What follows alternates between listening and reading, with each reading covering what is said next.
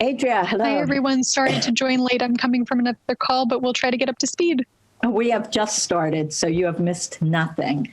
Fantastic. So what I wanted to do today was start out with looking at the application for the grant itself so that we can identify what it is that we need going forward.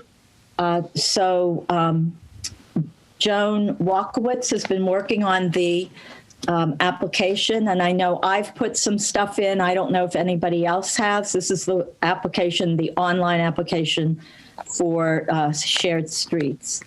And I don't know if you all saw the email, but MassDOT pushed out the deadline to March 5th.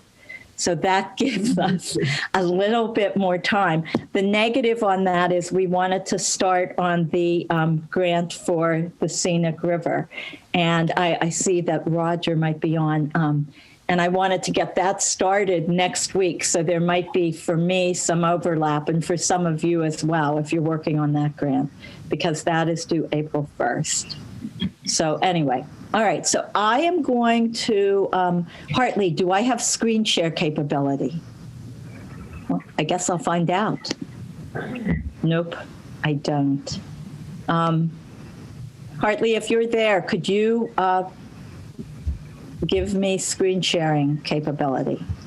Until then, Joan has been working on some maps as well. What we wanted to look at first for the application is what attachments are we going to put in. So I can't screen share. Do you all have the link could we all go to it at the same time, Joan? Do you know with Google Docs? Yeah. Oh, I'm now a co-host. Never mind.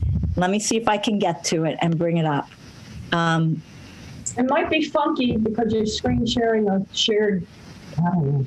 I have no idea, but I'm going to give it a shot right here, and hopefully I'll be able to see what it is that I'm screen sharing, because I couldn't at the Board of Selectmen meeting. It was all right. Is everybody looking at it? Yes, ma'am. Okay.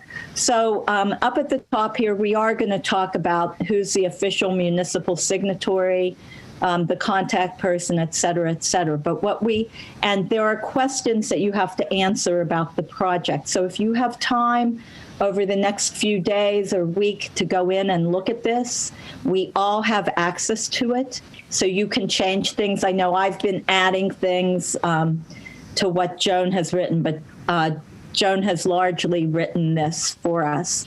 So down here at the very bottom, it says, so it's a description all the way through, but it's long. I'm still, here's the attachments. So please make sure to attach the required documents listed below in PDF format. Additional documents are optional, so we can put more in. One is a Locus Map, and Joan, you just sent it to me, and I plugged it in. I'll try to screen share what you sent me. Okay. I don't know if I downloaded all of them, but I know I downloaded the top one. Yeah. The project estimates. I was hoping maybe Margaret would be here for this discussion, because I'm trying to figure out exactly what a Locus Map is. And Adrian, perhaps you can bring some enlightenment to this, because by definition, it's a navigation, GPS navigation for an Android device. At planning board, when I was on planning board, when people submitted projects, they oftentimes had to put a locus map on. And all that is the town with a little square showing the area of the project, the area that's affected. Adria, you might know better than me on this, but that's what I've seen as a locus map. If you look at if you were on this morning's walk on the land trust property, I gave out maps, and MRPC put what they always called a locus map, showing the area of town where that trail is, with a little red dot on a black and white town map. I'm wondering if that's a locus map. Adria, can you talk? Yeah, My experience with it has been similar, that it can help show the location of the proposal in a larger context. Sometimes beyond just the location, it'll show other layers from GIS data that might be related to the particular proposal. I'm pretty sure we included a Locus Map in Townsend's MVP Action Grant application last year. So I might just pull that up to remind myself if there was anything else we included, but that's what comes to mind. I'll post in the chat if I learn more. Okay. All right. Thank you. So what we can do then is bring this up later in the meeting after we've talked about sidewalks and bike lanes with Margaret. Yes, Joan. Interestingly, I pulled up Locus Map. It says Locus Map is a multifunctional Android navigation app adding advanced. You're looking at Wikipedia. Yeah. Yeah, advanced online and offline GPS capabilities to Android devices. So it's a live thing then. Yeah, but I don't think that's what, I think they're going with the planning board Locus Map idea here. Because I looked at that yesterday and I thought, oh my goodness, how am I going to do that? I don't even have an Android phone. It's like an app. Anyway, so, all right, project estimate. We're kind of in the process of getting that together, but we're not really there yet. So we need to, maybe we can nail Margaret down on that. So these are Margaret questions for later in the, maybe around our 2:30 timeframe. We will probably be on for 2 hours, but I have to be off at 3 because I have another Zoom at 3 o'clock. So project estimate, and maybe I can work with Margaret over the course of the week to try to get that together. That might be good. And then do we need any kind of backup for that? So I've been PDFing like my shopping cart, for online vendors. And then obviously we'll have the estimate from the sign people. Do we have to provide those estimates, or is it enough just to have an Excel spreadsheet that says, wayfinding X, crosswalks X and bike, or whatever? That's what I'm hoping, that we have the high level. And then what you're doing, we could include like at the end of the document, but I don't know what they're looking for. Okay. So I think this might be a good question for Margaret as well. And then here's the last one, illustrations of the project. And I had attached the wayfinding signs document. Emily, that's the one that you put together with your group. The crosswalks document, same thing, the one you put together. The abstract map with the historic district highlighted. This would be the one that Dennis put together that now has W's instead of T's, Q's, X's, and P's. And then any maps or graphics provided of the bike lanes. So that's pretty much what Margaret had sent to us this week, is what I was thinking. But what do you guys think? Is there anything else we should put in here? Well, Margaret also sent crosswalks documents today, which I also thought was much more descriptive than in terms of what we needed than what my document showed, but maybe both of those, because mine is like in the context of town and hers would be very specific to those areas. So crosswalks document, I'm editing right now, Joan, in the context of town. That's the one that Emily did, and Margaret's more specific. It's just, I'm just writing this here. It won't go in the application, but more specific descriptions. I looked at hers and I was a little confused about the 1, 2, 3, 4, 5, 6, 7s that she kind of had blocked out and circled. So I thought when she's on, we can talk about that, because I didn't really understand what she was doing with that. It must be something that is in the planning world, something that everybody understands. But for me, it was not. Good information, but I wasn't really sure what it all meant. So anything else that we should add here? That wasn't Ronnie, that wasn't the sites for the Historical Commission map by any chance, was it? The 1 through 7? No. This is, Margaret sent it maybe 20 minutes ago, 20 or 30 minutes ago. We just got it, and it shows Sterilite. It shows by Spalding School, and it had one somewhere else. And I was wondering, was she saying we needed 3 RRFBs? But it looked, I don't know. We need to talk to her about that. So I'm sure she'll explain it to us. So are there any other documents that we should add here? I might just add that I'm looking at some examples of Locus Maps we've used for other grant proposals in other towns. And it does just sort of call out the proposed work area within the larger context so that a reviewer can see, okay, this is what they're proposing and this is where it's located, and we'll include some background information in these GIS exports. That's what we've done before, that shows, other streets or buildings or topography lines, that kind of a thing, just to give them an idea. Okay. Would be helpful to hear from Margaret if that is Mass DOT's expectation, something along those lines. Right. Okay. So Mass DOT expectation. All right. So that will be later in the meeting. One thing I would encourage as we go along is to start keeping, maybe it would make sense to start keeping all of these sub-projects separate. Signs, crosswalks, appurtenances like bike racks, and then follow the same theme when we do the estimate, when we do the illustrations, so that whoever reads this and evaluates it it'll become kind of second nature to know what we're talking about. Does that make sense? Mm-hmm. So I put wayfinding signs and amenities because I think that in the wayfinding signs document, that's where we have the bike racks and the, right. And it maybe will make sense to pull that out and just in a separate chapter, sort of.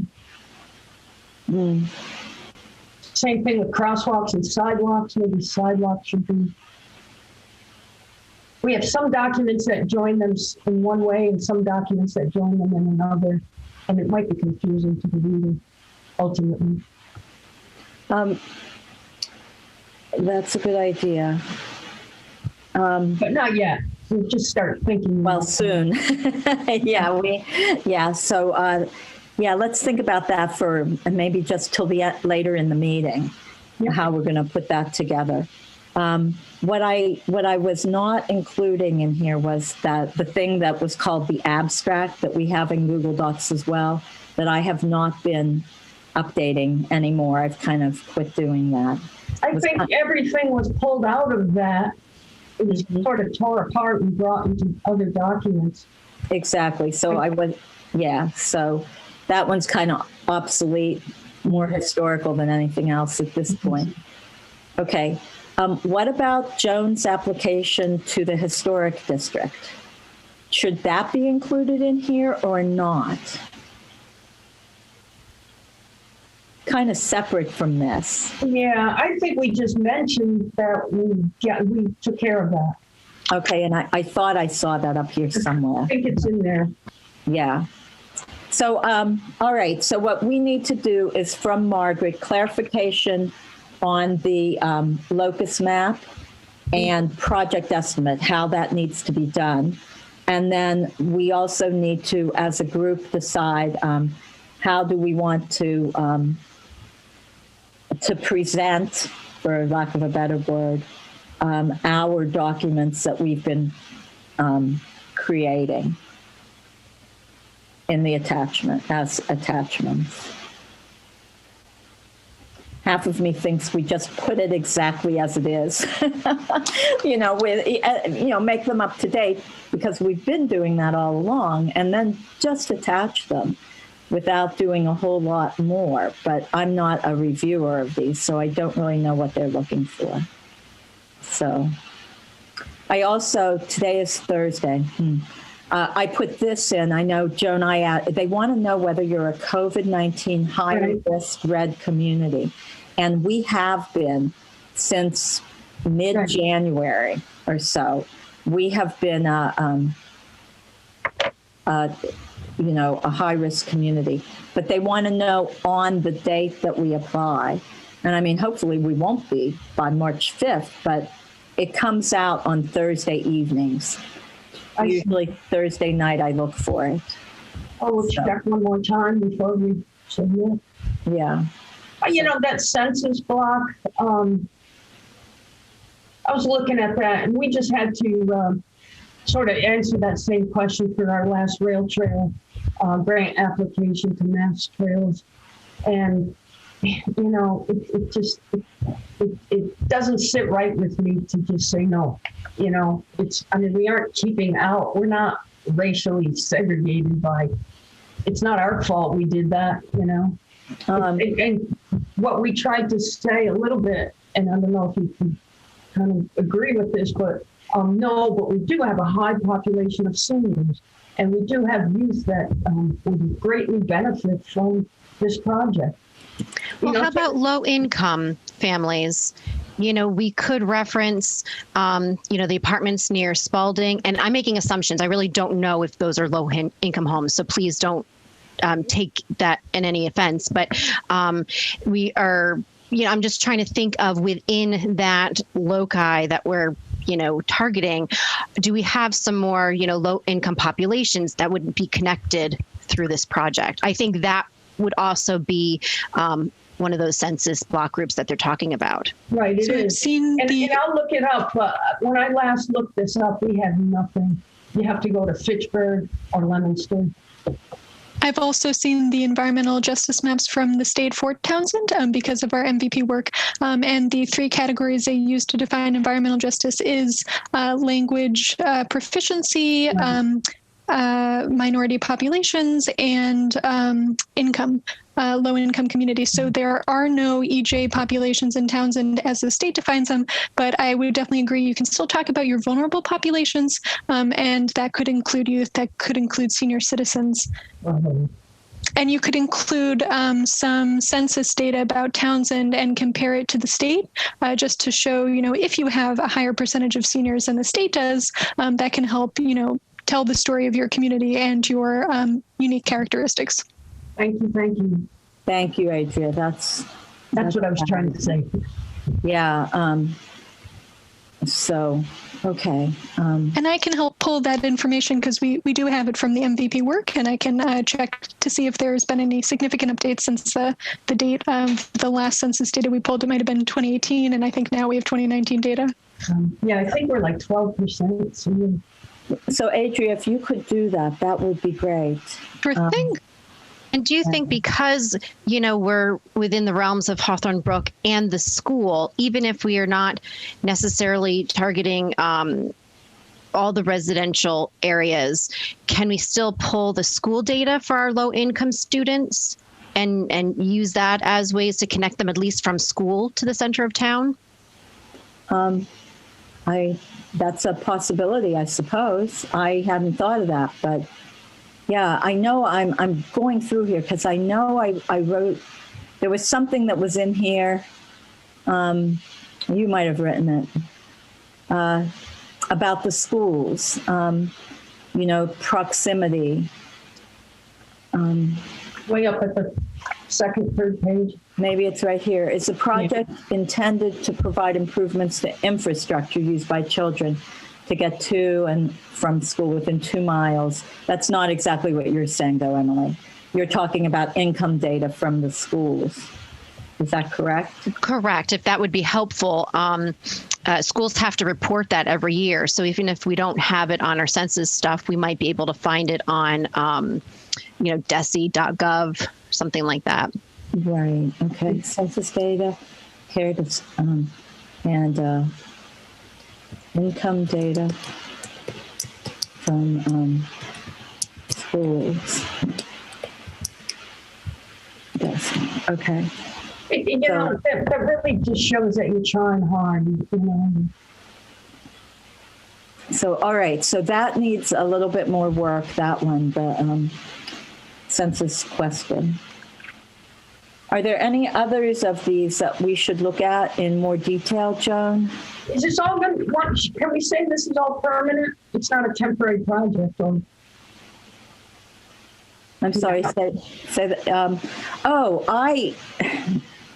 I wasn't sure. There's 3 categories. That's near the top, right? Yes. Up the second page.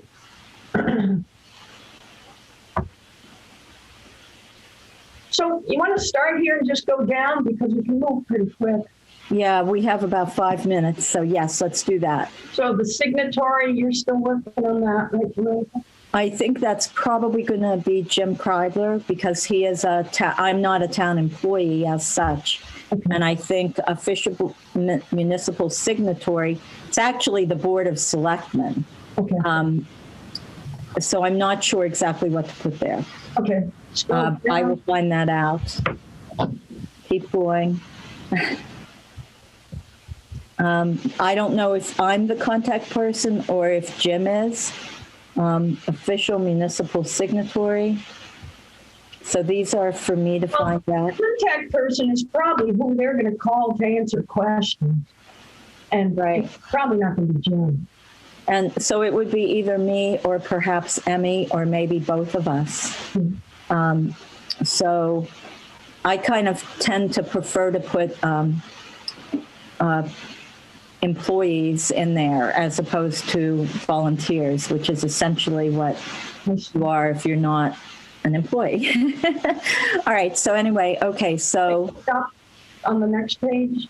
Okay. Location, the coordinates. What do we give? 4 corners? That's a good question. For the project location, I would put maybe the center of Townsend. Because that's the location. Okay. So maybe I'd say, and it extends like in about a half-mile radius from there. Right.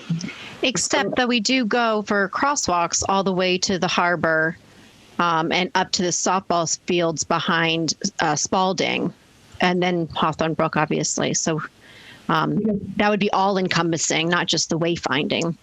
Okay. So maybe this is something that we can ask Margaret when she comes in. Okay. All right. Project description. And I think these, I'd like everybody just to read these and just not right now, but at some point, and just make sure I'm speaking for the group. I'm basically summarizing what I'm hearing in these meetings, and they only give you 2 sentences or 1, so I'm making very long and terse, concise sentences I can possibly do. And I'm trying to summarize all of our conversations, basically. So, and also summarize their page of who's eligible, what kind of things they're looking for. I'm trying to use as many of their buzzwords in here as possible. Joan, oh, there's the rail trail. Okay, sorry. It wasn't in that one, but it's in the one below. And then this is the one that's required, and these were the choices. Yeah.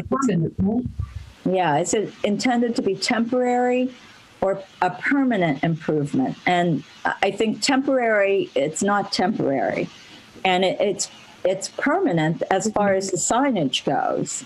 The thing for the potentially permanent, well, even the crosswalks, they fade, but they are permanent. Yeah. So I think we would have to say permanent here. Yeah. So are you looking at it, Joan, at the same time as me? Should I take it out? Yeah, you should. All right, so it's permanent. And then this one. We haven't had a pilot program, so. No, so that's a no. As the project intended to provide improvements to infrastructure? If yes, please list schools or destinations. So, yeah. And these are things people like Emily, you might read this and go, oh, she forgot something, Just if you get a chance, please do that. Same with seniors. I mean, we rock right here. We earn all the points. We do. We have so much in the middle of town. So take time to read this. At the next one is a proposed project intended to support safe biking and, oh, this is the transit. There's no public transportation in Townsend at all. And then this is the one where we really rock connection to open spaces and parks. So, and they haven't given us a sentence limit. So I just filled this up with like, look at these great places we have. I would also add the Townsend Common, even though it's not a trail per se, but I think if I'm reading the grant eligibility correctly, we might get points for saying, especially for children and families, right? Access to the summer band concerts and cultural and, ecological, historical town fairs or festivals on the common. If we want to get even more in depth, we could probably include, Boy Scouts and Girl Scouts and other, school groups that utilize that area. But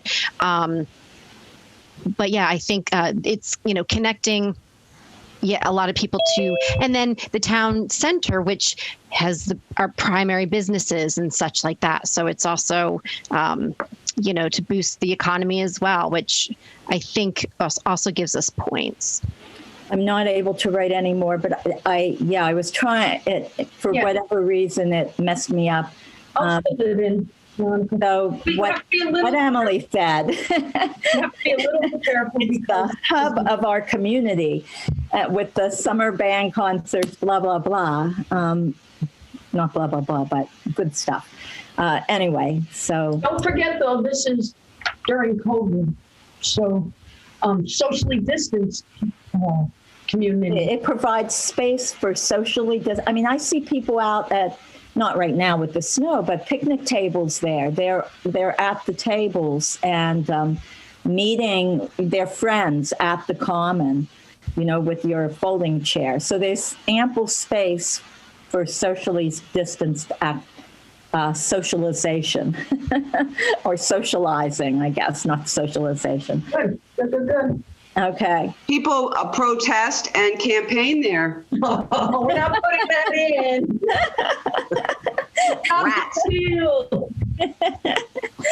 All right. Is that too much? I put in all our names because we have some heavy hitters on this team here. And well, we have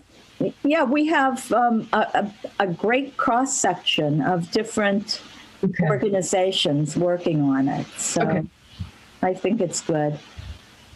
So take time to read this. It's 1:30, and I know that Margaret and Will just joined us, so I'm going to stop the screen share unless people have other things. Just please take some time and go through it, and feel free to type in. We all have access, and we can all, type what seems right. So just keep in mind the 1 to 2 sentence thing up at the top. So I'm going to stop the screen share. Oh, I'm going to stop this share, and I want to bring Joan's map up for 1 minute. So hello, Margaret. Hello, Will. Thank you for joining us. We wanted to take a minute because Will's new to the group and just go around and introduce ourselves. So just like we always have, I'm Veronica Kell. I'm a selectman in town, Joan Savoy. Oh, hi, Will, welcome, and hi, Margaret. Joan Savoy, Townsend Affordable Housing Trust Chair. Jennifer. Hi, I'm Jennifer Eaton, Conservation Commissioner for Town of Townsend. Emily Austin Bruns, and I am a Townsend Recreation Commissioner. And Joan W. I am Joan. I'm on the group building the Squanicook River Rail Trail, and also I'm the town's member of the Stewardship Council for the Nashua River Wild and Scenic Rivers. And Bonnie. Good afternoon. I'm Bonnie Fitzpatrick. I'm the Assistant Director with Townsend Recreation. And Adria. I am Adria Boynton. I'm a resiliency specialist with Weston Sampson, and I've worked with the town previously on their MVP and HMP work. And we also have incognito up here, Roger. I don't know if he's able to, sometimes he's on the phone and otherwise. But Roger, are you able to introduce yourself? The other day. Veronica, how you doing? Good. How are you, Roger? Good. Rob from maintenance just walked in and talked about a new snowblower. The library senior center, yeah. So what did I miss? Just introduce yourself. We have Will and Margaret with us. They just came in. They're from Kittleson and Associates in Boston. They're our planners, our planning support. Hi, my name is Roger Repose. I'm the superintendent for cemetery and parks. Howard Park falls under the purview of this department, and Adams Dam also falls under the purview of us. So that's us. So Margaret, thank you so much for. Will, we are just meeting you, so if you want to introduce yourself. Okay. Yes. Hi. Thank you all for the introductions. My name is Will Weissmail, as mentioned, from Kittleson and Associates. I'm a civil engineer by trade, so assisting Margaret out on this project where I can on the engineering side of things. And Margaret, if you just, for the record, for anybody who's watching, in the future. Sure. Yes, I'm Margaret. Margaret Kent. I'm a planner at Kittleson and Associates, and I am the main task lead for Town of Townsend's grant application technical assistance. So thank you, everybody, for being here. What we're going to do at this point, we have Laurie Shattuck from Mass DOT joining us at 1:45, and we're right at 1:36, and Emmy's going to be coming in too. She couldn't be here earlier, but she should be here by 1:45. So I guess, Margaret, we should probably start with you. This is our bikes and crosswalks time. We just went over the grant application. We do have some questions for you. So should we take those now, or should we let you go ahead and talk about bikes and then come back? We could talk about the grant application. I also have a question for you. In general, would you like us to walk through the concepts with a screen share and answer questions or discuss anything that you have, comments on, or how would you like us to go through the materials with you today? I think I would like you to walk through what you did and talk about it as you go. Okay, perfect. And let us know, what we need to look at to make our application complete from what you've done. Great. So. Okay. Sure. I can switch to a screen share in a minute after we discuss general grant application questions. So we just screen shared the application. Joan W. we've been Google Docking it and going back and forth. Our first question is, what is a locus map? We have all different thoughts on this. So what do they expect us to include there? Like, is it just a drawing, black and white drawing of the town, the shape of the town with a little red square where we are, or what is it? What's MassDOT's expect? The map that you've been sending around that has all of the W's and the B's and the P's, and you have your lines where the bike lanes are, that would work perfectly for the locus map. We can also create a locus map for you if that's helpful. We'll just need to make sure we've got everything, that you have, because I know you've got wayfinding in a lot of locations, but it would essentially be a copy of what you have already, but it could be a little bit larger. It could be on top of an aerial. So the question that we had is, we have our crosswalks are spread out across town. We started in the center of town, but as we've been working, we've been, going out farther.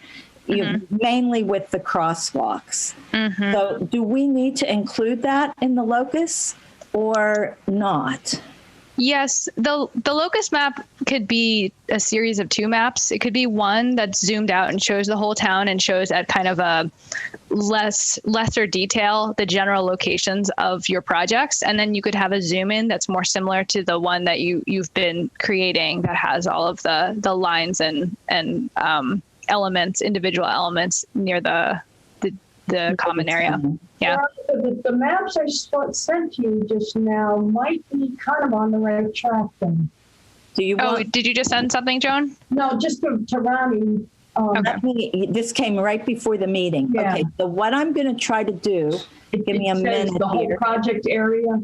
Let me try. It's the first one that you sent me. It has 2 pages. I did it quickly. I just downloaded it. So let me try a screen share. Okay. And here it is. All right, I'm going to lift this up and see if you can. So I did not see. Oh, I'm sorry. Go ahead. I did not see this as the general map that you just talked about, Margaret. I saw this as we could make a series of these, and I set it up so I could do it easily. And there could be a separate map for wayfinding, for crosswalks, for bike lanes. Yeah, I think that would be fine. MassDOT is not prescriptive about this. The main thing is that they need to understand where the projects are, and this looks like a really good start, as well as the simplified map that you're using for the public flyer. So, Veronica, could you show the other file? Do you have it? I didn't download the other one. This is the only one I downloaded. I'm sorry. The other file is zoomed way out so that it shows the approach to the parks. And it shows our town common. So, and it shows that all of this is within like a half mile, a 1 mile. So that could be our more general map, I think. Okay, give me a minute and I might be able to download that one as well. This is Locus Map of project area. Yeah. I did the Locus Map of town center. Right. All right, I've got it up here. Let me go back to Zoom. I'm getting pretty good at this. Okay, Locus Map of project area. Share. All right, are you looking at it, Joan? So there's this. So would this work as our locus map then? This looks great as a base map. Yeah, you can put your project locations on it, and you can even have your project locations as just like a numbered spot on the map. It doesn't need to show all the detail of like where the crossing is or where the bike lane is.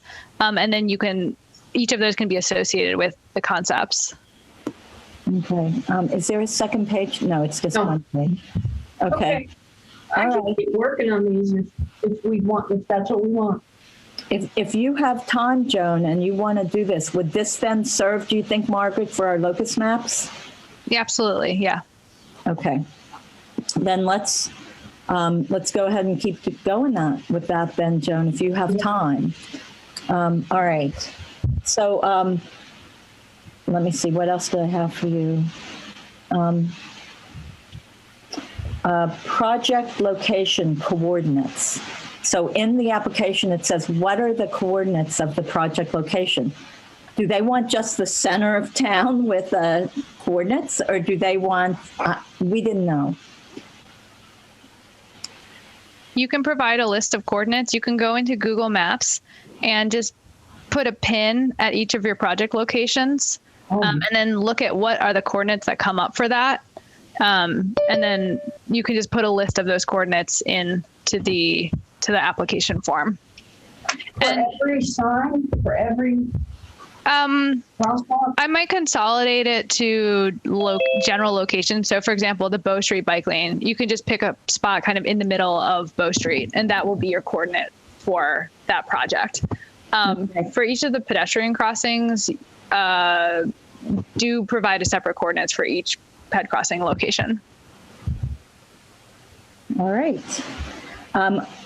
Welcome, Lori. We're glad to have you with us. I don't know if you want, I know you have a short period of time with us, and Emmy isn't on yet. She had a conflict. She said she'd be here about 1:45, right about the same time as you. So we did just introduce ourselves. I don't know if you need those introductions, but I'm Veronica Kell. I'm on the Board of Selectmen. Emmy's here for Recreation. We have, maybe you guys can just wave, Bonnie and Emily from Recreation as well. Joan from the Rail Trail. Joan from the Historical Society, not Historical Society, she's doing the Historical Society work for us. She's from the Affordable Housing Trust. We have Jennifer from Conscom. We have the black square is Roger Raposa, who is our Cemetery and Park Superintendent. We have Adria, who is from Weston and Sampson, who helped us with our MVP plan. And we have Margaret and Will from Kittleson and Associates.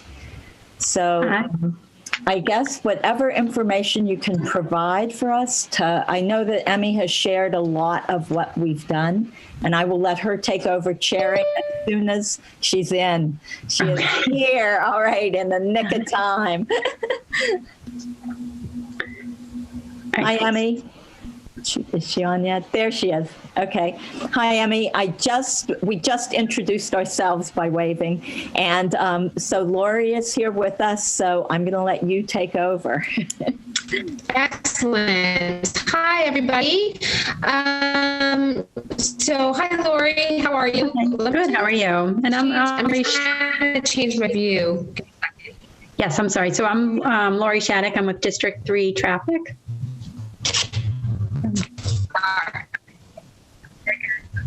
Emmy, we're having a little problem with sound. So I'm Emmy Hoff. Nice to chat with you. All right. So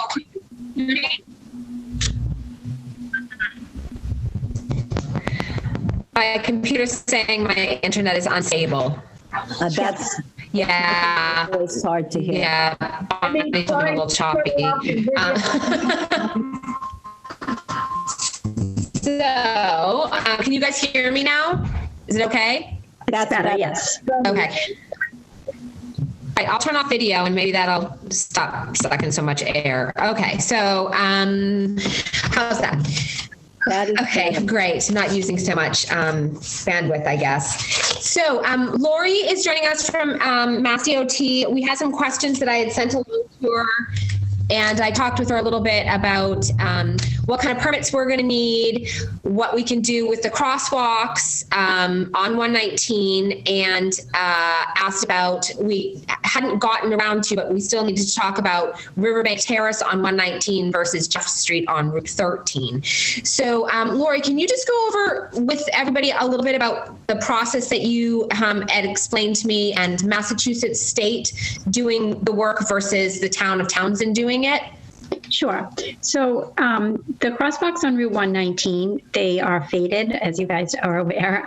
So what we can do is, with our maintenance contract, we can go back out and stripe them.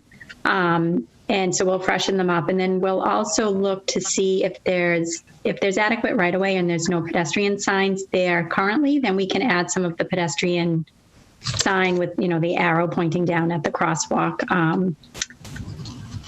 At those, and as I had mentioned to Emmy, it appears that a lot of the crosswalks are not ADA compliant.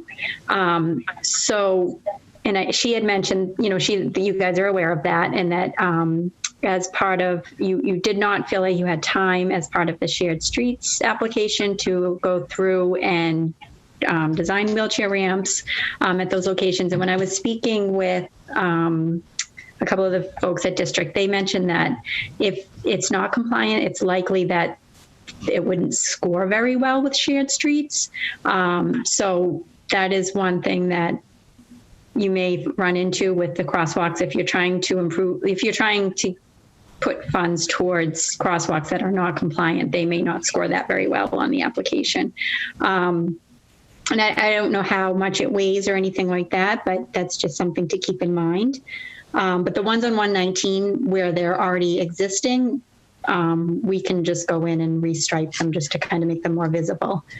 And I understand that at one point you may go through or you're hoping to go through with a study to kind of, maybe relocate some crosswalks, upgrade some crosswalks, remove, add, that sort of thing. So we, as I mentioned to Emmy, we don't want to do anything if you expect this in the next year, we don't want to go through and, restripe all these crosswalks and then you guys want to move them or remove them or something like that. But if it's going to be, a couple years, then it makes sense for us to go ahead and restripe them so that they're more visible. What we have done in town, we have a UPWP grant that's ongoing right now through MRPC for bikeability and walkability. Okay. And they're looking at I hope it's a study to see where we need crosswalks, where we could move crosswalks. And it looks at the center of town, going all the way down to the high school along 119. Okay. And then we've extended it just this past meeting to go up to Hawthorne Brook, up Route 13 North. So we have that underway right now. Okay. So Lori, is your recommendation that we just put in whatever the appropriate paperwork, which I'm assuming that I can get from you, to request Massachusetts to handle the 119 crosswalks for now? Because like Veronica said, we do have a study going, but we'd love to say we're going to get this all fixed and done within a year, but my guess is it's going to be a couple. And for safety's sake, especially with the weather changing and the accessibility we're looking for, I think painting is mandatory. Like, we have to get those crosswalks painted. They're in such bad condition for visibility. But so we should take that off. And I guess that's the question. Should we take them off of the Shared Streets grant and just put them in your hands instead and have the state do it? Is that the recommendation? For 119, I would, for the crosswalk striping and signs. As far as the RRFB goes at the school, that would be something that you would still want to include in the grant application. Right. And you sent the information for that. And I believe that Margaret and Adria both are going to have parts and pieces of getting that RRFB engineering permit, et cetera, through to you guys through Christopher, I think is his name. Christopher, yes. Is that right, Veronica? Christopher Chambers. Okay. Yes. So we're going to go with the recommendation. We're going to pull the 119 crosswalks and signage off of the Shared Streets and grants, and we're going to go ahead. Lori, I guess in the next week or so, I'll connect with you on how I officially request that work to get done. Okay. And sometimes it's as simple as just sending an email, just saying, these pavement markings are really faded, and we ask that you guys restripe them. That's kind of as simple as it is. Oh, okay. And I did send you the crosswalk pictures already, right? I sent you that portfolio that we did. Yes. Yep. So we would end up doing the same. We would do the parallel lines with the ladder marks kind of in the crosswalks. That's what we would do along 119. Okay. Margaret has her hand up. Do you think that just saying that we initiated this application might be useful in our grant application? Just that we took this initiative on the side? I apologize. I'm not that familiar with the process for the grant applications. I mean, it probably wouldn't hurt to say that, but I'm not sure how they score them or what really the process is. I'm not involved as much with the project development side of things. I think Adria and Margaret might be able to, once we actually start filling out that grant, can let us know how we could word the fact that we're not just leaving these other crosswalks hanging, because they'll obviously have photos that we have put in the request that the state take care of those, as the Shared Streets and grant spaces will take care of the town-owned crosswalks. That continuity maybe. Second question. What entails getting them ADA accessible? What is required in making that happen? So when we had talked, when I talked with Lori and what we sort of went through, we're going to actually have to redo the sidewalks where all of the crosswalks either currently are or where we want to move them once the study is done. We need to redo all those sidewalks to have an actual wheelchair access ramp at the sidewalks. And and they can't, the crosswalks can't be like going into somebody's lawn or a telephone pole, which we have currently happening. They actually have to be accessible for a wheelchair to not only go up onto the sidewalk, but to actually maneuver on it. There's a width. I did take a look at some of the engineering specs for the width of the sidewalk, et cetera, at that ramp area. So that's going to be a bigger process and might be a part of the tips or another program that we have out of there. Lori, the other thing that we really wanted to go over while we had you, and again, maybe we can talk further next week as we figure this out. One of the streets that we want to do, we want to turn half of one of our streets into a one-way. It's Jeff Street on Route 13, and we want that portion of the street to be one-way. It's Riverbank Terrace at 119, and that segment of the street, which is, it's almost like half and half, that segment of the street past Town Hall, right past Town Hall parking, that would stay two-way onto 119. So that there's no change at 119. It's at 13 on the Jeff Street end of the street. So it's actually two. I'm doing hand gestures. You guys can't see it. So but so part of the street is the 13. The other part is 19, and the 19 end changes there, stays same in our traffic as always. And would Jeff Street, would that be one way towards Route 13 or away from? Towards Route 13. Towards it, okay. All right, so you could not take a left onto Jeff Street from Route 13. Out. Okay. Correct. Okay. Correct.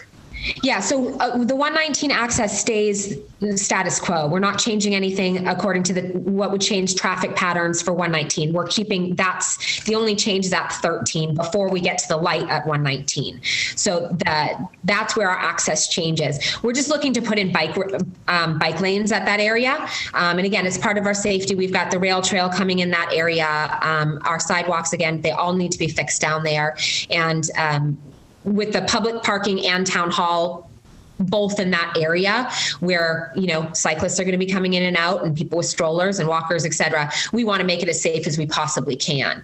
So is there something, do we put a permit request in for that? Or is there paperwork that we need to, the Board of Selectmen need to put in a specific, because, they're in charge here. Do they need to put in something requesting that to the state?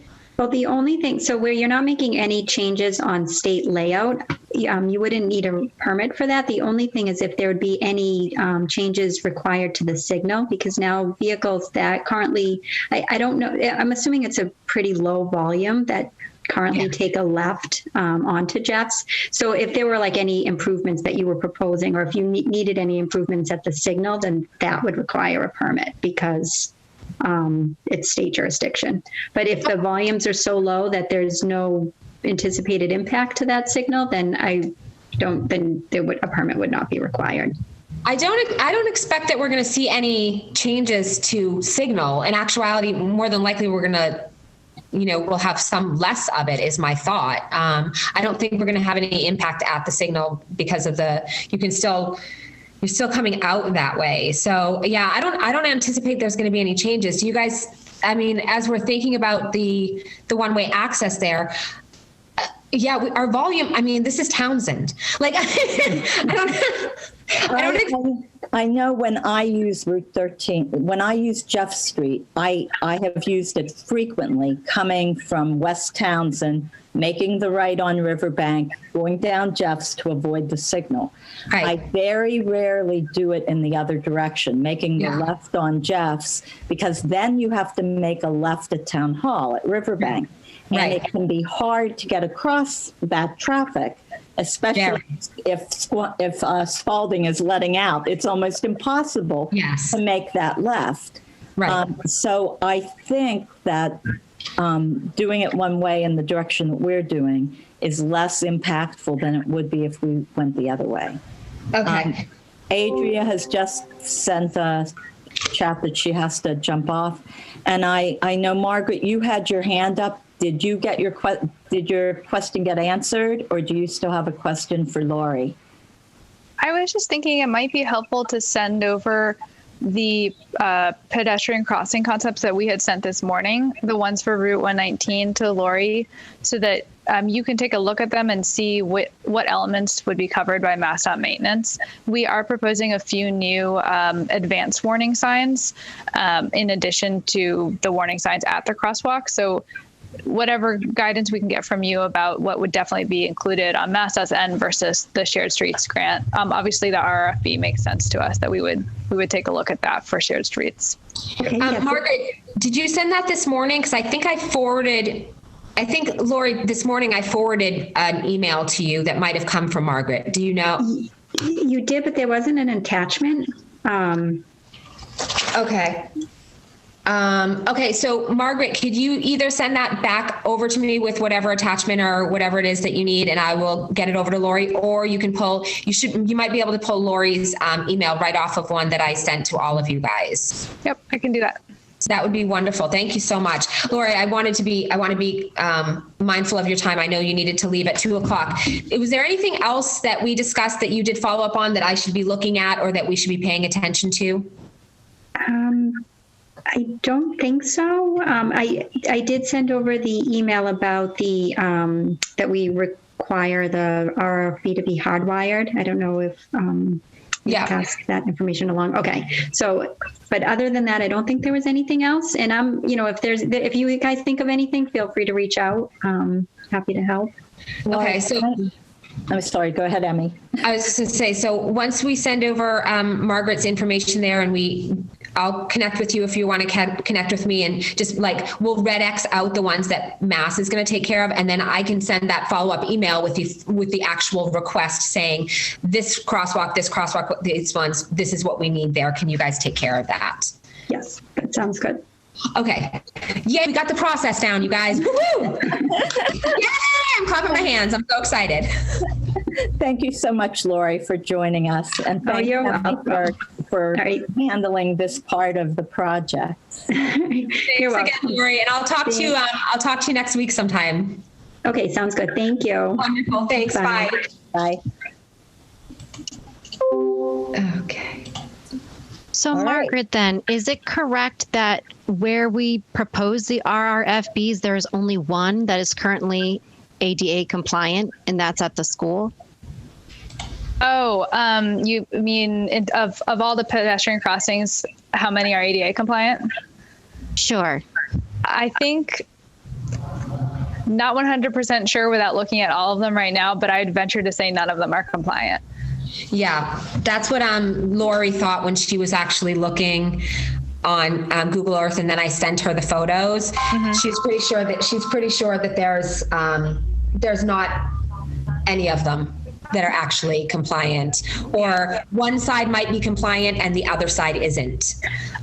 I think that may be a case where it starts to make sense to prioritize a location to do a full, a larger suite of measures, rather than restriping, every single crosswalk.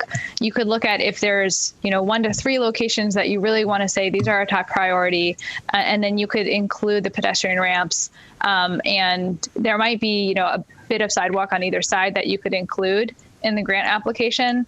I know that when we talked about the sidewalks in front of Honeyland Farms, you voiced a little concern about being able to get that done and the engineering behind that and everything. So I guess what we'd like to understand from your point of view is what you think is doable, what your, I'm not entirely familiar with what your contract is with Weston and Sampson, but it sounded like they could provide, if you win the grant award, that they could provide some of that design and engineering service for you for locations that need either ramps or a short segment of sidewalk. But I don't want to make presumptions and include things that you're don't feel comfortable trying to do with the grant.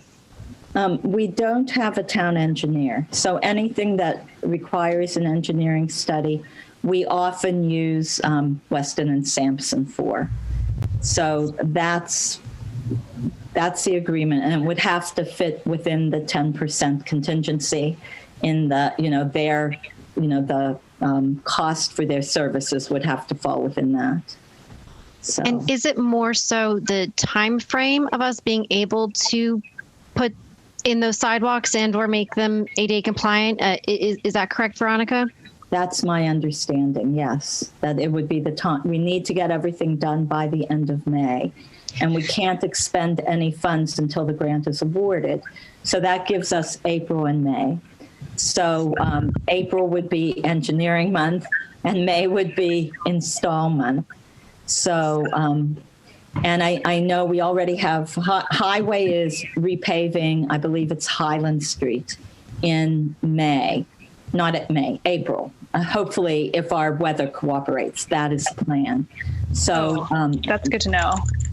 Jim had said that he would have to, do the signs in May. The May timeframe worked because we'd have to order the signs in April, and then his guys would install. So it's what can we realistically do? Well, would Highway do our sidewalks, or is that an outside contractor? Is that a question? We use an outside contractor for sidewalks. Maybe we contact that outside contractor and say, hey, we've got 3 crosswalks that are of prime importance. If we win this grant, would you be able to make these 3 specific sidewalks ADA compliant within this time frame? Like, is that? We could do that. Because we do have the contractor that's doing the walks on the common right now. The ones underneath the snow are all dug up because they didn't get it done in time for the first snow in December. And so it's on hold, but they're all dug up and they were prepped and ready to go. So we do have a contractor that will come in and lay the common sidewalks.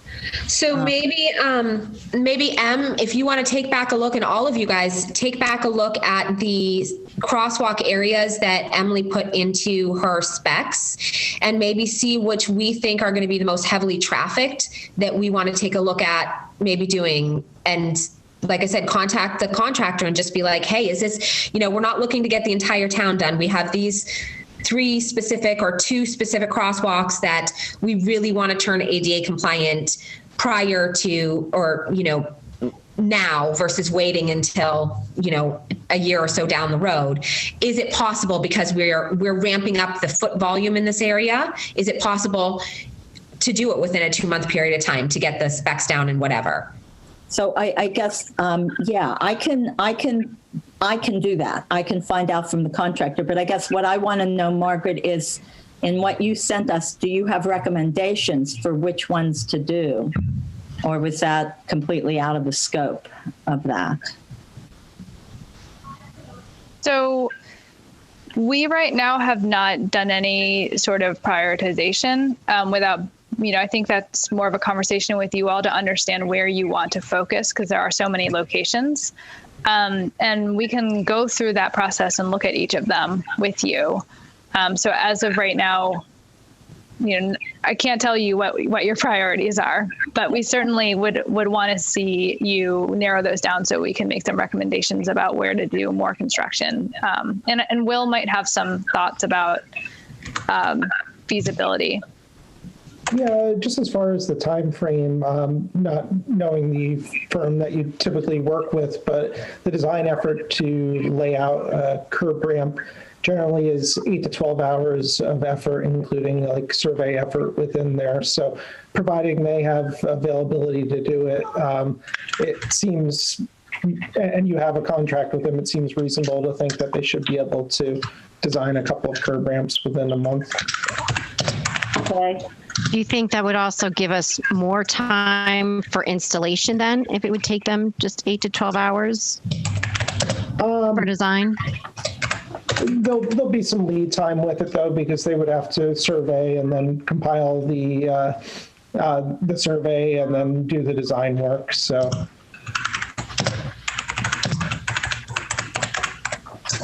I think the timeline, the way it would work out is that you would hear about the grant award I need to double check now that they've changed the final deadline, but let's say early April, for sure.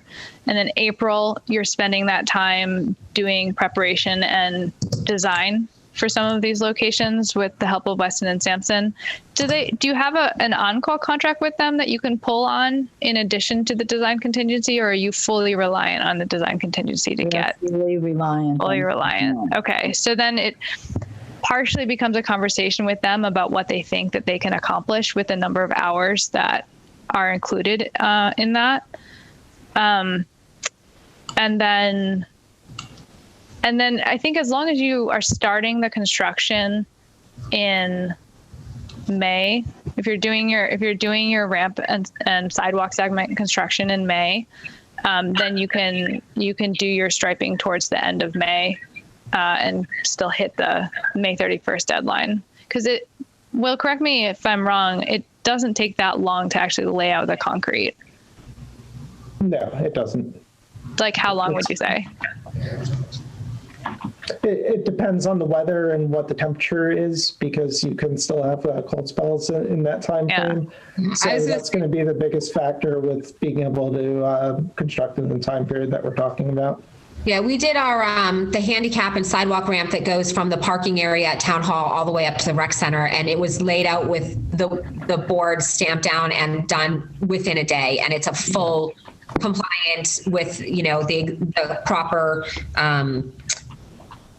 angles, etc. And it didn't take that long. I mean, it was laying down the boards and doing the whole thing, but it was a weather issue too. We had to get it in. We did it in the early spring, and we had to get it in between storms and dry it off. So welcome to New England, everybody. Yep. So I guess I want to make sure that we have enough time to hear from you about the bike lanes, but it seems like from our point of view, the next step with all the ped crossings is, one, to find out for sure what MassDOT can cover with their own maintenance money. Walk through the FHWA step process that they have told us that you would need to use for determining if you can have an RRFB. And I can screen share briefly today what we've done, an example of that. And then 3, hear from you about priorities that you have if you need to narrow down the locations. I can send over, I didn't send this today, but we do have a summary table of all of the crosswalks that you've mentioned. And we've kept some notes about how many ramps need to be redone at each of those locations, so that you can use that to kind of think through what would be priorities. Yeah, but in front of schools, in front of the common, all of these places that have the most traffic seem like they make sense to prioritize. So Margaret, did you include like that lovely sidewalk that you showed us by Honeyland Farms? Because maybe that is a possibility. Yeah, I did not include it in what I sent over today, since I had understood from our last conversation to leave that out. But I mean, based on our conversation today, maybe it does make sense to return to that idea. Yeah, especially it just sounded like that would be a really impactful project for the town. All right, so number 1 was the 3 things you wanted to go over with us? Oh, the things, yes, I would like to screen share and take a look at the bike lanes. Do you have the ability to do that, or do we need to have Hartley make you co-host? I need co-hosting. Okay, Hartley, are you able to share co-hosting to Margaret, please? You should be on. You should be good. Okay. Thanks, Hartley. Let me know when you can see the concepts on my screen. Coming.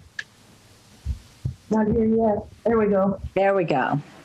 Okay, so I'm trying to get this at a Zoom level where we can see everything. Okay, so we can walk through each of the 3 bike lane concepts. I guess before I go into detail about anything, did everybody on the call have a chance to look at the plan view concepts that we sent over? Yep, I did. Okay, were there any general questions that came to mind about the contraflow bike lane in general that you wanted to touch on before looking at specifics?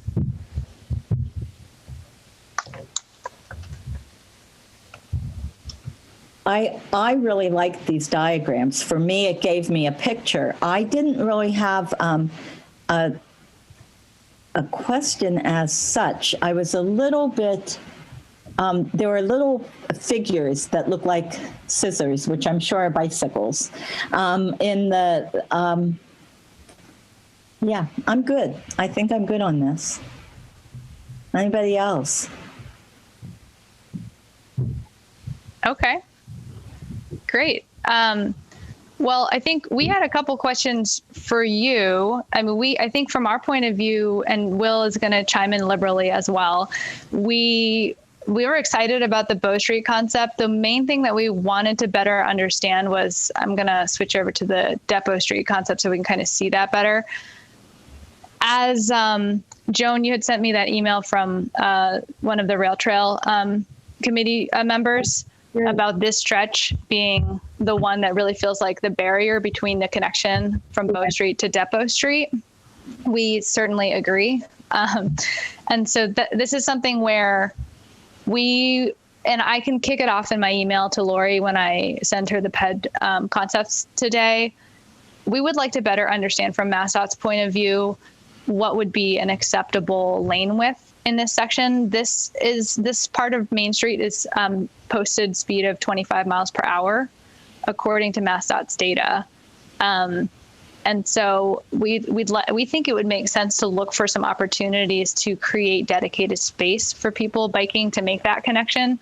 But without that, if it was the bare minimum, which would be Sharrows or perhaps not even Sharrows if MassDOT isn't okay with that, a person who's coming from Bow Street who doesn't feel comfortable riding in the lane and making a left turn at this uncontrolled location.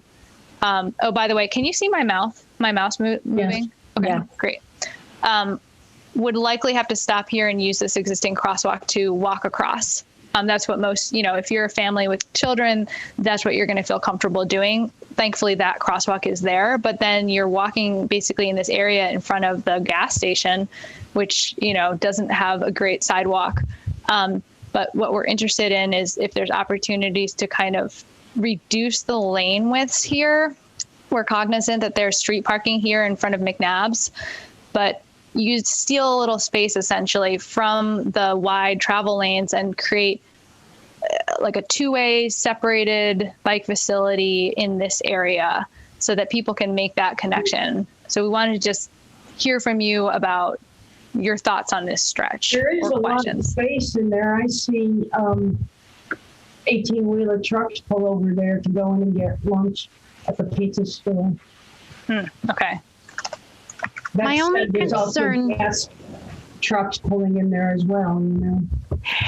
I don't recall. Is there actually a sidewalk in front of Mike's, Mr. Mike's? I think it's asphalt. Right. Yeah. So you could actually pull in at any moment. Yes. This area you hear. Yeah. So there's not a real sidewalk there. So that would be my only concern. Because there's really nothing protecting bikers from a car just like pulling right out of there. We may be able to look at some options to use maybe flexible post delineators or such to provide a little bit more of a sense of it and to kind of define some of those entrance points a little better. The issue with it, even with narrowing Main Street, is we're going to be pretty much at the bare minimums for recommended for what a two-way bicycle facility would be. But, we're definitely of the solutions for this, it may be one of the most preferred to provide a higher level of bicycle level of comfort for the connectivity between the two streets.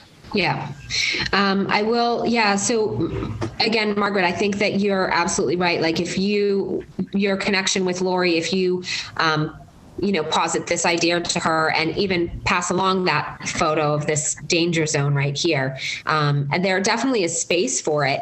But I agree, this is when we did that walk, it's the same as the Honeyland Farms. There's no designated side, the entire thing is wide open for everybody to drive in, out on all sides at any angle, making it a death trap for walking or cycling, unless we do something to designate a slowdown or to delineate actual lines. Mm-hmm. And this might be something where you need to start coordinating now with the owner of the gas station, because they're going to feel like you're putting something on their land when in fact they probably don't. It's the public right of way. So I'm curious to know if you've had any conversations with that property owner or. I have not. Okay. So is this the kind of thing where we could solve this problem either via Honeyland Farm or via the gas station? Honeyland Farms is up further past Depot Street, right? So the Honeyland Farm sidewalk segment won't help with this connection, but it will help with the other problem that you described of people jumping the curb there. And Margaret, would that have to be painted by Mass DOT then, as far as bike lanes are concerned, because of it being on 119? So I got the feeling from Lori today that they are willing to do the bare minimum in terms of striping. And if you wanted to do anything, special, that you would get the money to do that and do it yourself. That's the feeling that I got from her today. I concur. I just wasn't sure if it was a permissions thing or, or whatnot. But if it's right, if we could paint on it, but she'll do this, but we could do that kind of thing. And I think that would fall, since it's not something that's currently there, that would fall under the needing a permit to paint. Mm-hmm. And lane. But if you guys can find the space for it, and if we can figure out a way to make it safe across that gas station area, then I think it would be worth it to write it up and send it off to Chris to request as a permit space. Okay. I mean, I think so. Like, all they can do is say no. Mm-hmm. Right. And then it's back to the drawing board until we can figure out how to move the crosswalks to where we want them to be to create the kind of safety that we need. It also means we need to talk to Mr. Mikes, because what I see is them saying, oh, if you make it so you can't have an 18-wheeler, for example, pull in there, we are going to lose business. The pizza place is going to lose business. I can see that that pushback. Well, the big ones usually go across the street. I mean, they're usually on the other side. Mm-hmm. So, it's typically cars in and out is where the issue is, and it's on the other side, the depot side. Any of the big trucks that come in for like deliveries and stuff, they go in on the depot side. They don't come on Main Street because they go where the air.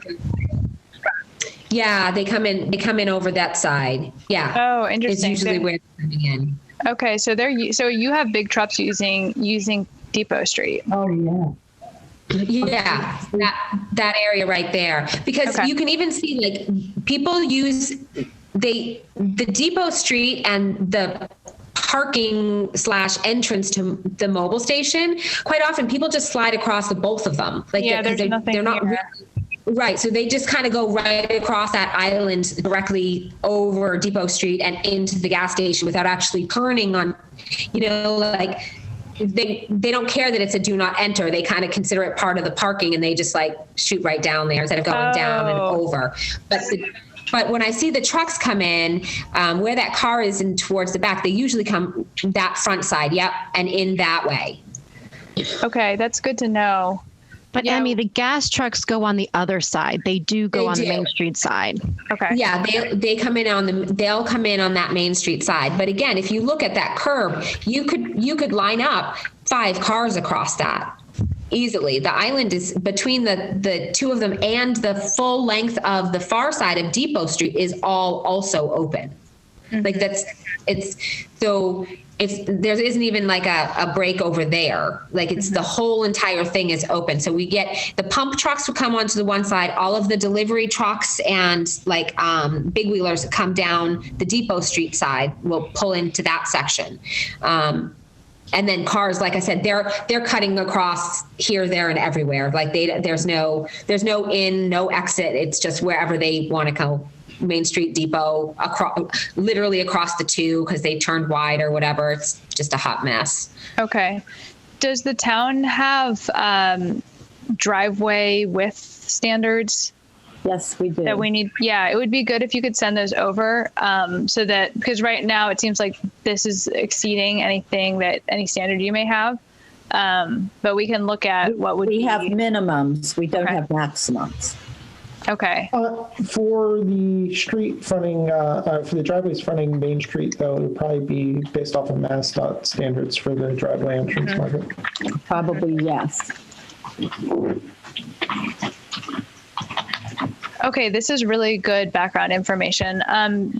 While we're on the topic of Depot Street, which are trucks turning in from Route 13 down here, or how are they? Are they also using Railroad Street to come up? No, trucks don't use Railroad Street all that much. They're coming in on Depot. Okay.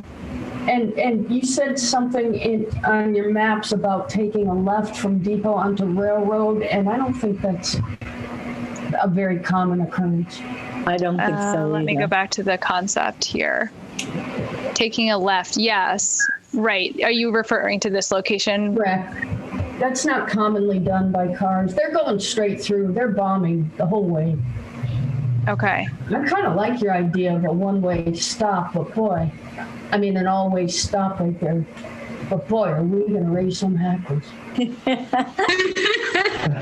People are not going to be happy. They have to stop for 10 seconds. For my profits.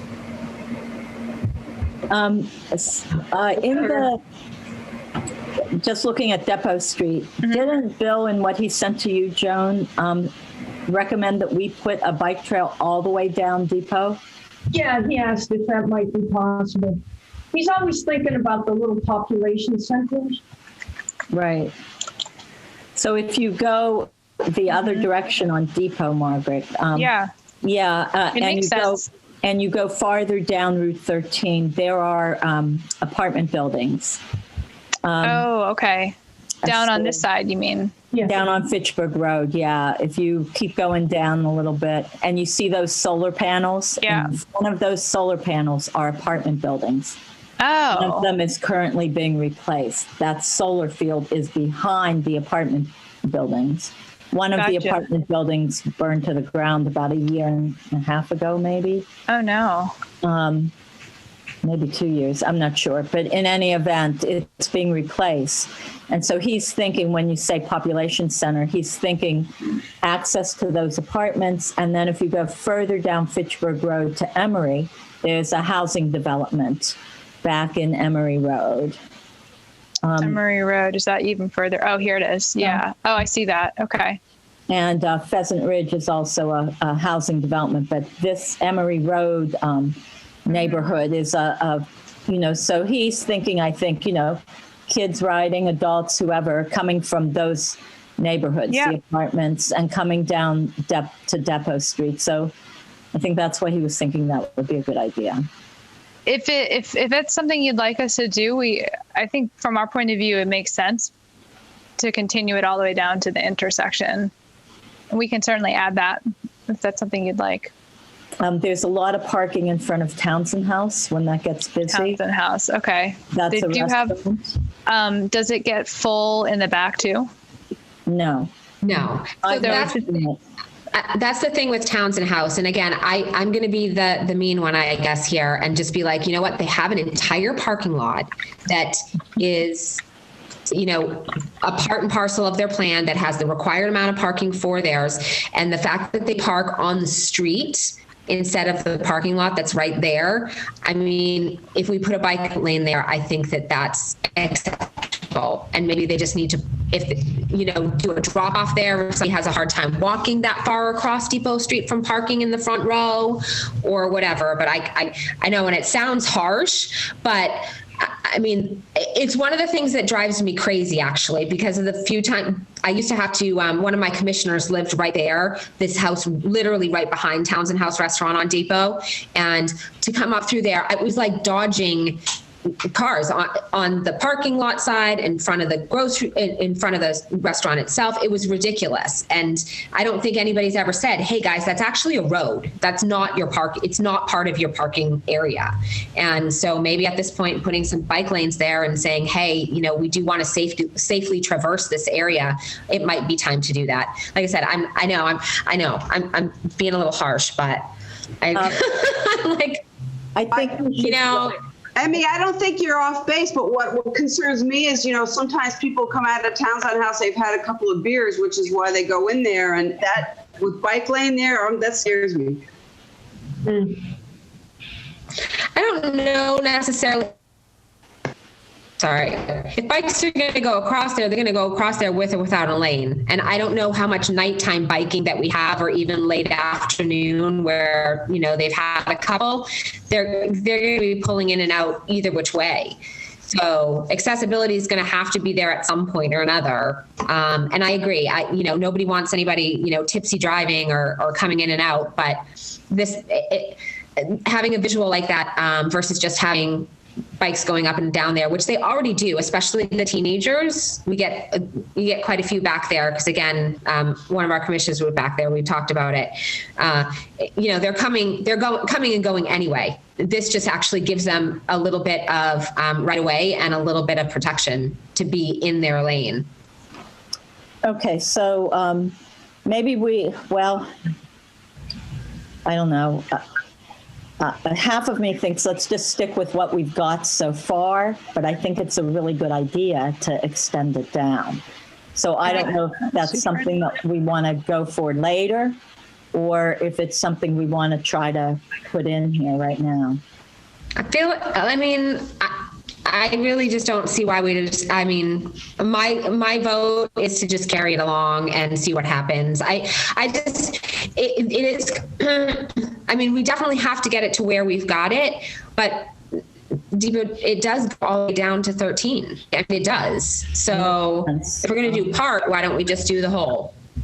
Yeah, I'd hate for the grantees to think that we were being short-sighted by only going halfway. I don't know if that would be the case, but I don't think it'll be a time issue or cost issue to just extend it. Okay, so let's do that and see how it flies at the information session, on Thursday. So would that work, Margaret, to do that? Is it more work to extend it? No, it's no problem, and I think it makes sense. Okay, it does make sense. I never thought about it till Bill mentioned it. And I'm like, yeah, he's right. And we are putting a sign, I think, at Depot Street, are we not? Do we have a rail trail sign at Depot? I think we have one at Depot and at Railroad, I think. I'm not certain.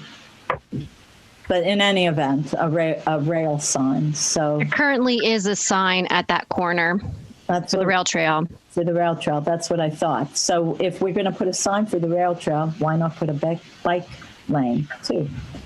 So anyway, okay. And it gets bikes out of the middle of town. Not that there are 60 zillion in there now, but all right. So as far as going in front of Mr. Mike's goes, should I approach the owner? Joan, I'll be looking to you for the best way to do that. Steve Meehan was our master of that. Who was? Steve Meehan. Oh, yeah. Yep.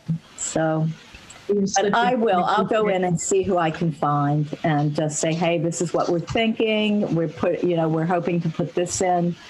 How does this sound to you?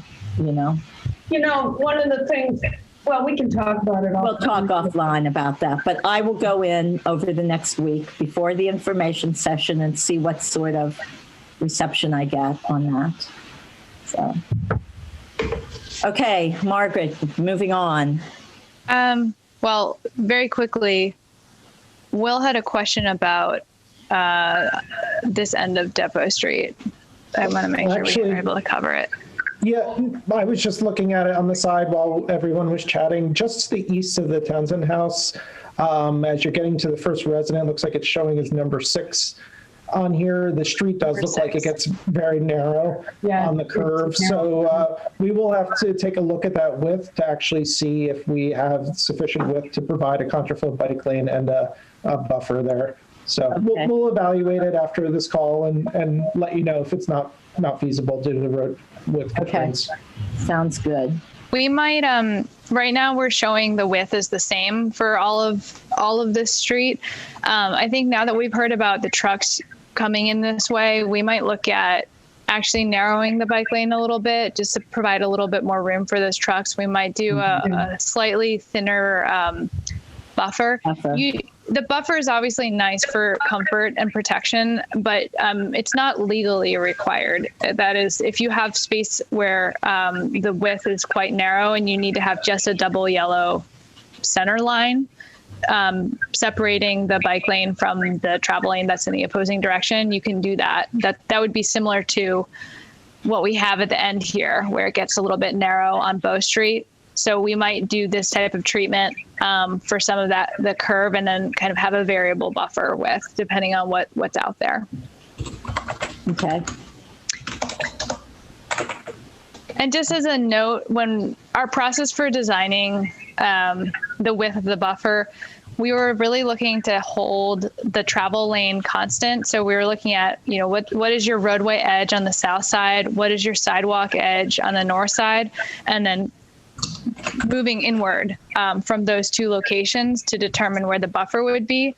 That we're also thinking about it in terms of when you have your contractors go out there and do the striping, they have easy places to measure off of, and they can just measure off the two sides with a constant width, and then whatever's left over becomes the buffer. So that was the thought process behind that.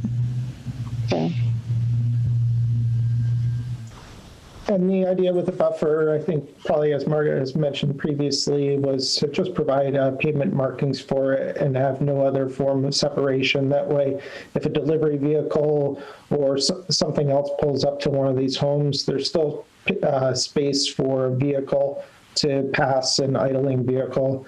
Obviously, though, as we see in the aerial right here, where people park currently outside of their driveways, that would not be, there would not be sufficient room for them to park in the future. That might be some, oh, sorry, go ahead, Veronica. I have a question about mailboxes, but we'll come back to that. It's with Jeff Street and mailboxes, but go ahead. And cars pulling into the bike lane. Yes. Well, cars can pull across the bike lane to enter their own driveway. Mm-hmm. And actually for the larger driveways, that's why we're showing a break. So for the residential driveways, we're not showing a break just because it's a very low volume private driveway. But for example, in the Highland Street concept, because you've got the church driveway and you've also got this commercial driveway, those larger driveways were actually having a break in the buffer just because it's a higher volume of vehicles coming in and out. Okay. What I was going to say about the parking here is perhaps at your public meeting, you could have an audience poll.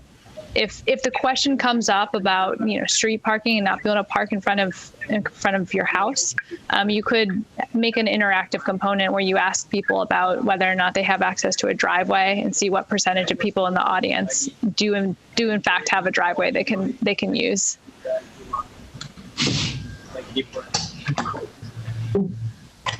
All right.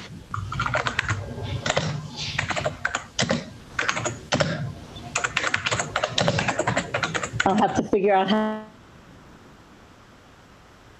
how to do that. I've done that with phones before, but it's been many years. I haven't taught since 2016, so I'm going to have to look and see. All right. Remember how to do that. I had a, well, let's keep going here. Let's keep going.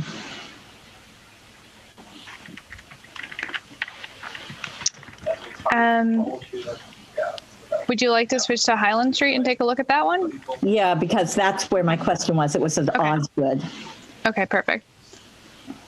Yeah, so Highland Street, again, is pretty similar to the other ones, but Highland Street is a little wider.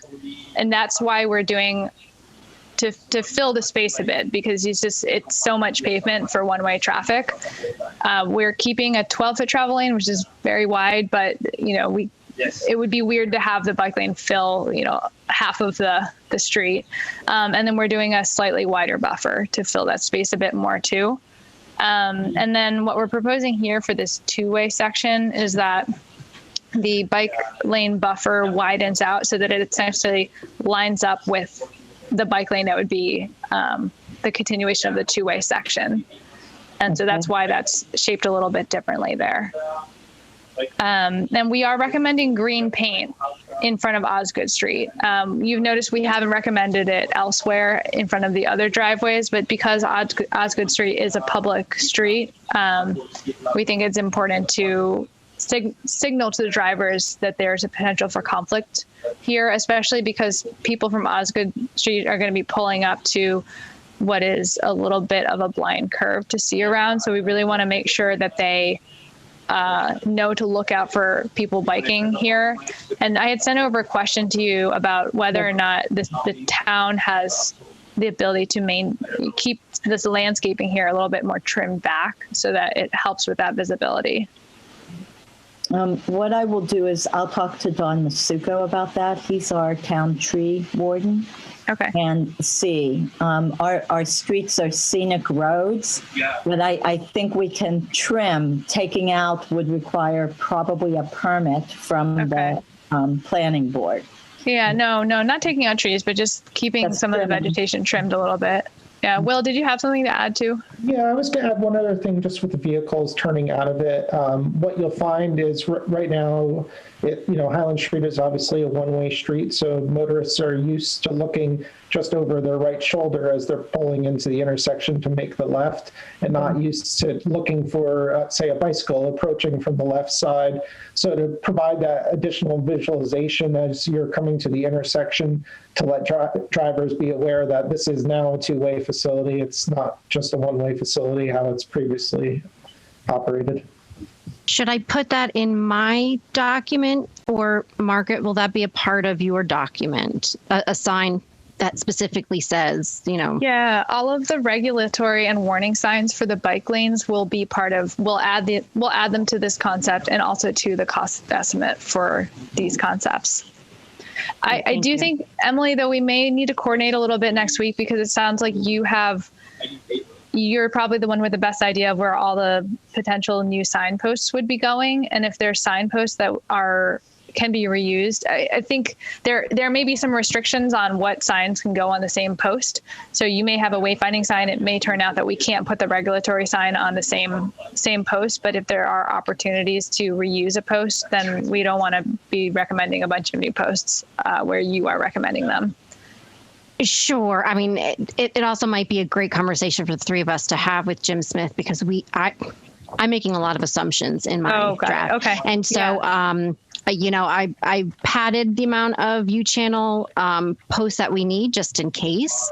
But yeah, I don't have any real science behind what my assumptions are. Okay. We will also look for opportunities to place signs on existing utility poles, light poles, anything that's out there today. That way you're not having to put a lot of new signposts up unless it's really necessary for, say, a warning or regulatory sign. I will say in most of the areas, including Osgood, there are quite a few posts that have maybe one sign, but would still be able to fit another one underneath, especially if it's a narrow, and still stay within that clearance that you're supposed to have for pedestrian areas. Quite a few of them there. I don't think there's any areas, honestly, that we're putting any signs up that don't at least have another sign or a telephone pole on. And this is going from memory from taking pictures and going out and GPSing it. But I'm pretty sure there's signs and posts, multiple, in quite a few of the areas already. And I think that's a conversation we can have once we get the grant awarded to us. I mean, I don't envision our grantors taking a look and so closely thinking that, we've got way too many posts, right? But yes, I think once we get the money, we can say, how realistically, how is this going to be set up? Yep. Yeah. The level of detail that we can provide at this point is more just kind of, we'll look in Street View, we'll look to see if we can see anything, and then we'll make some quick assumptions. Okay, you need this many we'll note the locations that you definitely have a pole available, but then otherwise we'll just say, okay, you need X number of signs per X number linear feet of bike lane, and just kind of, it'll be planning level, and it won't be every single location, but in those places where we've looked and seen an existing pole, there's no reason for us not to note it. So you just, we'll know that going into the grant application. Was there a comment before about mail trucks, and I was just curious how, given that these are one-way streets, how the mail trucks operate today? I have to look at Highland. That wasn't the one that was brought to my attention. The one that was brought to my attention was Jeff Street. Okay. And this was by a planning board member who was formerly a mail carrier in town. Mm-hmm. And he said that if we put so if Jeff Street is made one way to Route 13, and the bike lane is on the southern side of Jeff's, or the western side, whichever, that the mail truck will have to cross the bike lane because that's where all the mailboxes are. Oh, boy. And the question was, so what are you doing about that, Ronnie? And I'm like, I don't know. I will ask. So that was the question. And I didn't look on Bow Street to see, and I drove up there today, but I didn't look for their mailboxes, and I wanted to do that. We don't have any walking mailmen. Right. We have all driving mail. So the mail truck drops off at the end of people's driveways. And I assume they're standard mail trucks, so they're right side drive as opposed to standard left side drive? Well, they deliver on the right side, I believe. Yeah. So that was the question that I figured, okay, I better have an answer for that when we, discuss at the public session. And can you just remind me, we still need some confirmation from Lori about whether or not this one way can work before we can make that bike lane concept, right? And then, okay. And then just so I'm clear on this would be, you want to make it one way southbound out to Route 13. Correct. Okay. Yeah. And Jennifer just so happens to live in that very first house on Riverbank. Okay. On the left side there. So vehicles will be coming down or southbound out to Route 13, and the bike lane would be going northbound up to the town hall, in which case the bike lane would be on the north side. Oh, so that's Jeff Street. Yeah. Yeah. Think of it as if you're just doing a regular street, and which ways the lanes go, even if it's contraflow bike lane, it would be on the side that you would expect. It just would be delineated with the yellow line that's not currently there. Okay. All right. And so it's okay for for it to come up on the north side of Jeff Street then, or the whatever side, and the right side going, I'm following your cursor, and cutting across to get into the parking area, that sandy point that's the parking area. Jeff. Yeah, so the bike lane, you want to continue all the way up to where you have your parking. But then to get into this lot here, that would be a left turn for somebody biking. Just okay. A left turn maneuver, yeah. Okay, so it is on the other side of the road, so the mailbox concern is moot on Jeff Street. Great, I'm glad we resolved that. The other thing, and I don't know if I sent it to you, Margaret, but we have no one-way ordinances. Yes, I saw that, thank you. Okay. Yeah, and I think, like Lori said, I think the biggest thing with doing that as a one-way, the only thing was making sure that we weren't going to have to make any changes to the traffic light. Yeah. At 13, 119, they don't care. It sounds like, because we're keeping it both ways. It's not making any difference for them on 119. So we're not making any changes on 119 at Riverbank Terrace. it was just, I think she was just talking about, do we need to make any traffic light changes? And if we don't, then they don't really have anything to do with that at all. It's unnecessary for them to do anything unless we're asking to make changes at the four-way light, which right now we're not asking to do anything up there. Right. Just so that you can kind of visualize what Jeff Street would look like. If you imagine that the left side here is Jeff Street going down to 113. Mm-hmm. Every single contraflow bike lane, you'll notice they all look a little bit similar, right? Because it's always keeping the direction that's going away from this vantage point on the right-hand side, the way that traffic normally flows in the U.S. Okay. So any of these cross sections would give you a sense of what Jeff's would look like. Okay. We can make a cross section in time for your meeting so that you can present that.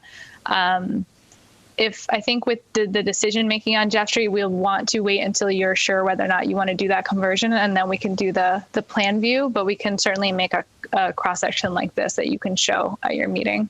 All right, that sounds good. Okay. So I just want to say I have about 10 more minutes before I need to get off the call. So, yeah, Margaret, if you want to continue on, anything else that we should hit here? Yeah, we also only have about 10 minutes left. I guess we're curious to hear your thoughts about this area, this painted curb extension, because I know that was something that we added in, just kind of looking at it. It wasn't something you asked us to do. So we just want to hear your thoughts on that idea.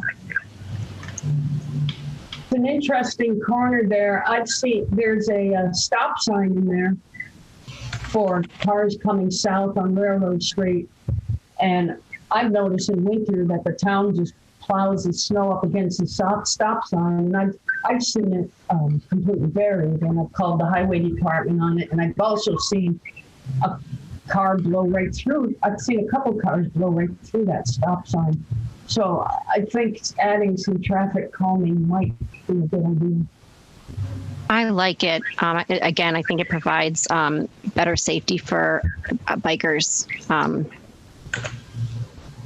I would agree, and especially with the lane, the rail trail being right there, I think it's a good idea to include that. This is something that I'm going to need to put into that PowerPoint. I'm going to use some of your pictures, if that's okay, Margaret. Sure, yeah. PowerPoint that I'm putting together, and that's one that I would point out. But I think it's a good idea. The entrance to the rail trail is going to be right about where your white line crosses. Sorry, I didn't catch that, Joan. Where your white line to the box that says painted curb, that white line is sort of describing what's going to be the driveway into parking for the road. Yes, the parking is on this corner. Mm-hmm. Yeah, okay. Yeah, good. We just wanted to, when you sent over the email about the parking, I just wanted to make sure there wasn't the corner that we were thinking. But yeah, then that made sense once I looked at what you had sent over. I think we would recommend having this be a little bit more than just paint on the ground, especially with what you're describing with drivers kind of blowing through this intersection. I think that we would recommend having some type of vertical delineator here. It could be a flex post. Those kind of long plastic tubes.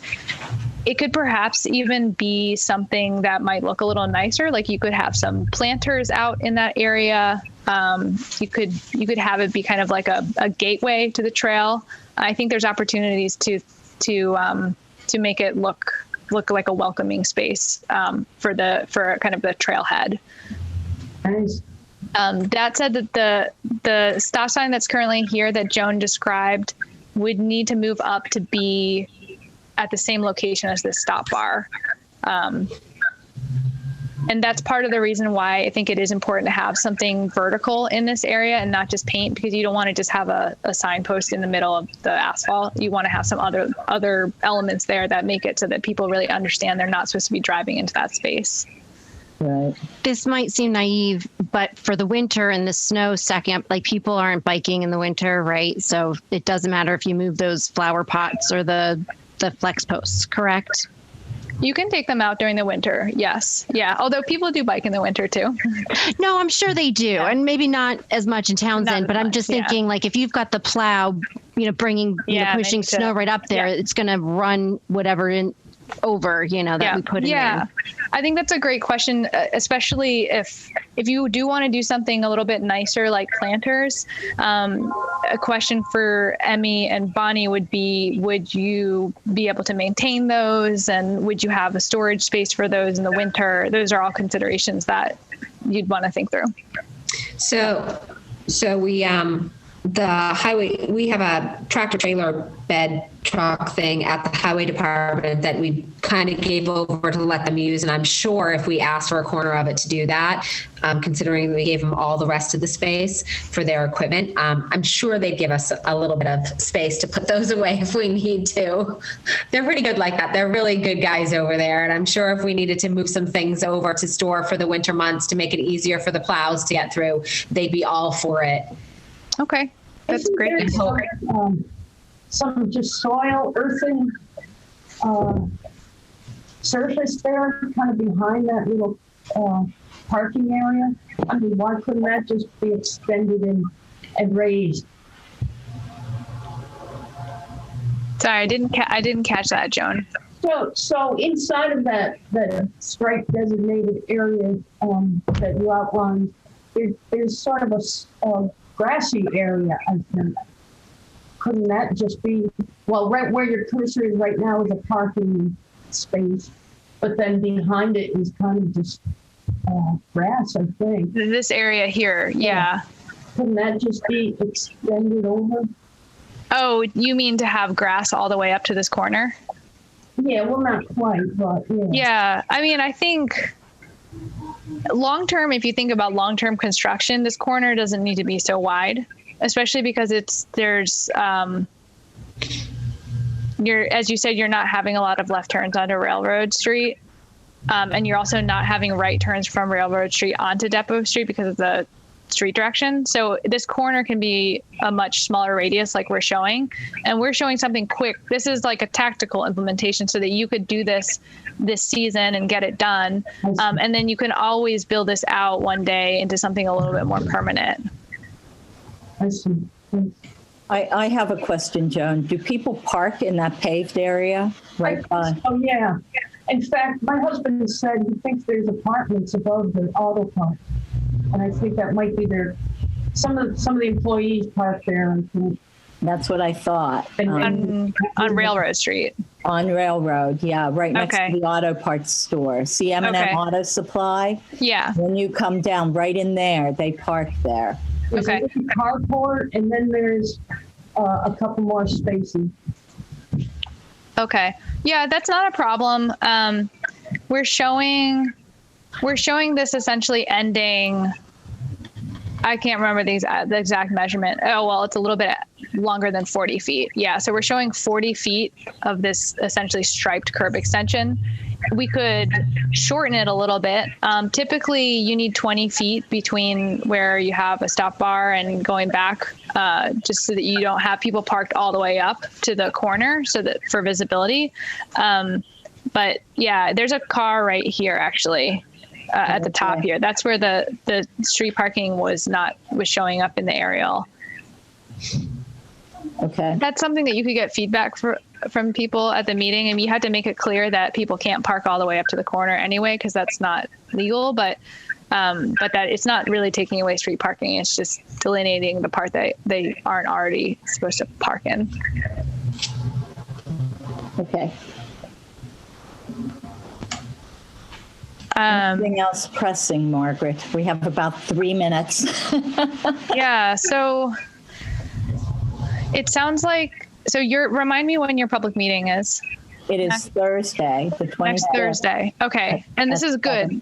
This is great. So because the application has been extended to Friday, March 5th, This means that I think instead of us, what we would have done originally was we would have rushed to finalize these concepts based on only the feedback that we're hearing from you.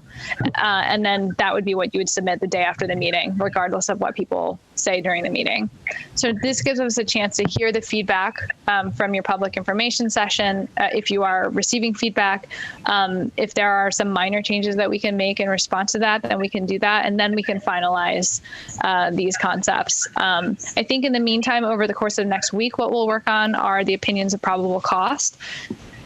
Next week can be spent on making sure that you have a sense of, you have basically 3 projects, right? Your wayfinding, your bike lanes, and your pedestrian crossings. What is that kind of adding up to? Do you need to change the proportion of how much you're trying to allot to each? And how close are you getting to the $300,000 maximum? That's what we want to get a clear sense of next week, so that you can start to prioritize if you do need to trim away any ideas. I hope you won't need to, especially now that MassDOT is offering to do a lot of the Route 119 crosswalks. But I think that's the goal for next week, to understand how the costs kind of come out. Okay, so should we schedule a meeting for Friday? Are people available on Friday? I am. 26th. I had that day open because it was submission day for the application. So I have that open. Yep. I'm open here. I'm open.